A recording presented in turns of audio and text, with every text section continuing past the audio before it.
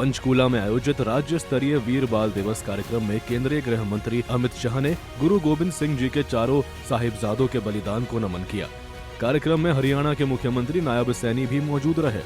सरकार की ओर से आयोजित इस राज्य स्तरीय कार्यक्रम में 1984 दंगा पीड़ितों के परिवार के सदस्यों को नियुक्त पत्र भी बांटे गए। लाभार्थियों ने सरकार का इसके लिए धन्यवाद भी किया। कार्यक्रम में अपने संबोधन में केंद्रीय मंत्री ने कहा कि जब शहादत की बात होती है तो मन दुख और पीड़ा से भर जाता है, लेकिन इसके साथ साथ गर्व भी होता है कि गुरु गोविंद सिंह जी ने धर्म और देश की रक्षा के लिए अपने पूरे वंश को न्यौछावर कर दिया। इसी कारण उन्हें सर्ववंश दानी कहा जाता है। अमित शाह ने युवाओं से आह्वान किया कि वे गुरु गोविंद सिंह जी और उनके साहिबजादों के जीवन से प्रेरणा लें। परंतु आज हम सब एकत्रित हुए हैं चार साहबजादों की शहीदगी, इनकी वीरता, इनके बलिदान को याद करने के लिए। पोह का ये महीना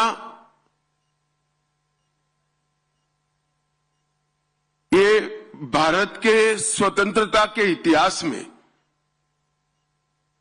बहुत दर्दनाक महीना माना जाता है।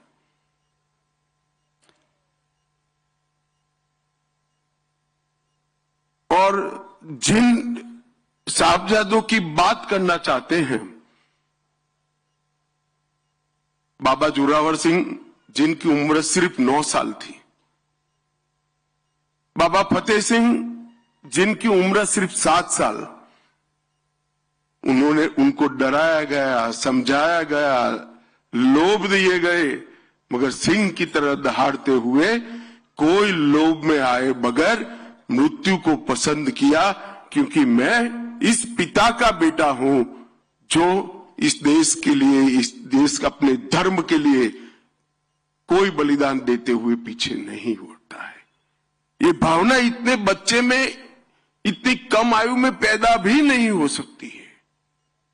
शायद माता गुजरी का संसर्ग ही होगा, संपर्क ही होगा, जिसने गुरुओं के पूरे संस्कार इस बच्चों में फूट फूट कर भरा दिए। इतिहास का उल्लेख करते हुए अमित शाह ने कहा कि मुगल आक्रमण बाबर के समय शुरू हुआ था, जिसका सबसे पहले विरोध गुरु नानक देव जी ने किया। गुरु नानक देव जी काबा और तमिलनाडु तक गए। केंद्रीय गृह मंत्री ने कहा कि मुगल शासन का पतन भी गुरुओं के जीवन काल में ही शुरू हो गया था। यह इतिहास आज की पीढ़ी को जानना बेहद जरूरी है। सबसे पहले मुगल का आक्रमण हुआ बाबर के समय में। उस वक्त नानक देव जी महाराज थे। गुरु नानक देव जी ने भी इसका विरोध किया। तब से लेकर दसम पिता तक, गुरु गोविंद सिंह जी तक इसका लड़ना चालू रहा। और विधि का संयोग देखिए, बाबर आया तब नानक देव जी महाराज थे, और औरंगजेब समाप्त हुआ वही कालखंड में 5-10 साल आगे पीछे दसम पिता थे। तो मुगलों की समाप्ति भी 10 गुरुओं के कालखंड में ही हुई।